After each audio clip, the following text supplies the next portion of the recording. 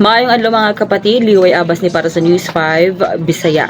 Gisuportahan ni President Bongbong Marcos ang pag-inhibit sa iyang anak nga si House Majority Leader ug Ilocos Norte Representative Sandro Marcos bahin sa impeachment process batok kaniya.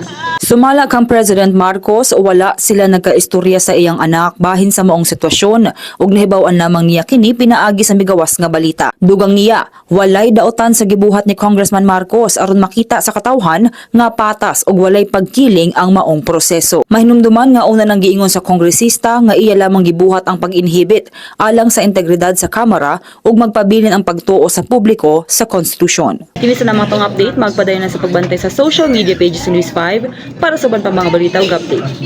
Amting tang tanan.